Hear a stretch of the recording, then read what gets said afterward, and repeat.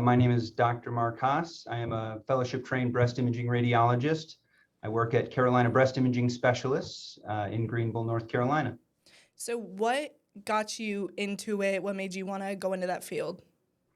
So during my experience as a radiologist, I initially was a general radiologist, and I was offered the opportunity to participate in the creation of a comprehensive breast center back in Michigan. And so I spent 3 years working on evolving this comprehensive center. And when I was done, I realized that my passion for breast imaging had superseded my desire to practice as a general radiologist at that time. So I went back to fellowship and became a subspecialty trained breast imager for that very reason.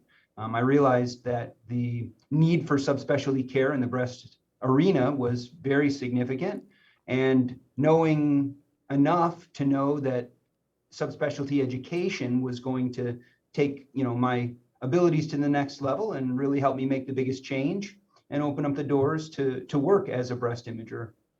So Holly had, told me about the event. Will you kind of tell me about that? We came across the Pretty in Pink Foundation several years back, and really felt strongly about their mission, which is to specifically work towards providing financial assistance to either uninsured or underinsured patients. And we felt a calling to that. Certainly in Eastern North Carolina, we experience a fair amount of patients who have some financial problems and difficulties in getting the care that they need. So when we found that there was a organization that specifically worked toward this, we said, well, how can we help? And so coming around the bend, we decided to start the project of start the Empty Pink Chair project. And that is an opportunity for us to reach out to local businesses and use the concept of how can we show people that your lives have been touched by breast cancer? How can we reach out to them and get them to understand that everybody has been touched by this one way or the other? So by placing a very nice empty pink chair in various businesses along with a sign, we're trying to get people to realize that although, yes, it's Breast Cancer Awareness Month coming up in October, everybody in one way, shape, or form has experienced a loss from cancer.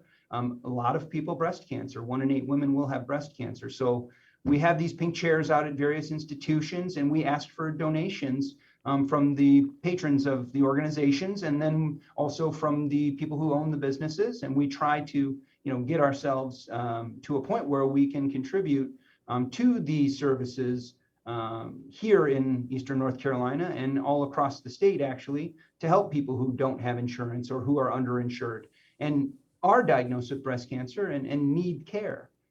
We want to make sure that everybody gets the care that they need, regardless of the cost. Will you kind of talk about, of course, breast cancer is breast cancer, but can you kind of talk about what comes along with it and then how important it is for early screening and mammograms and stuff of the sorts? The wave of breast cancer is something that we deal with here regularly. Of course, when you're a breast imager, you feel like you're surrounded in it. And at that very moment in time, when you're telling a patient, that they have just been diagnosed with a breast cancer, you realize that you've changed somebody's life forever. So as we spend our days here trying to detect cancer early, and specifically trying to detect cancer that is not clinically evident, we put a lot of our energies into making sure that, we are capable of doing that work and moving the patients on into their care. And that would be their therapies. So we need to, stay focused. We need to continue to screen as many people as possible. One of the problems that we encounter, not just here, but all across the country, is that there's usually a very significant population of patients that are eligible to be screened, but they're not coming for their screenings. And so we want to get the word out, to men and women, husbands, boyfriends, wives, sisters, daughters, everybody. Work together and keep care of each other and let each other know how important it is to keep track of your family, your friends, and your loved ones, and encourage them to be screened, encourage them to take advantage of what we have available in the community. The only way we can make a very significant impact in this disease is by early diagnosis. We want to find disease before you can feel it. And I think one other message that I would want to broadcast clearly is there's a large myth in the population. There's a lot of women who think that because they don't have a family history of breast cancer, or because they don't have, maybe they don't feel something in their breast, that they're probably okay. And actually, nothing could be further from the truth. Even if you have a significant family history of breast cancer, your risk of breast cancer may not be that high. But one thing's for sure, the majority of breast cancers that happen in the community happen sporadically. That means that there is no known genetic mutation or familial pattern of inheritance at this point. So the myth is, no one in my family has breast cancer, I'm okay. And that's not true. About 85% of the time, there is no known familial inheritance pattern or genetic mutation. As far as feeling something, a lot of women say, I don't feel anything, I'm sure I'm okay. That's not true. And again, more important to us than anything is that we find the cancers before you feel them. And the only way we can do that is with routine annual screening starting at age 40 for the average risk patient. So what are some, if there are any, some early signs and symptoms that, women should look for? Right. So breast cancer is notoriously a painless process. So as far as a woman saying, I don't feel any pain, that I'm probably okay, once again, that's a myth. Sometimes, very rarely, there is some pain, but here are things that you should definitely look for. So a new lump. Some women have very lumpy, bumpy breasts, and we're very aware of that. We do a lot of physical exams, we understand. And a lot of patients will tell us, I don't know how to tell the difference. We just ask them to try to know what their baseline is. And if a patient has a new lump, don't panic. In the patient who's having regular cycles, maybe try to wait 1 or 2 cycles. A lot of times these may be cysts that come and go. But if it's concerning, no problem. Come in and see us. We can evaluate it and sort it out. So a new lump, new spontaneous nipple discharge that is either clear or bloody.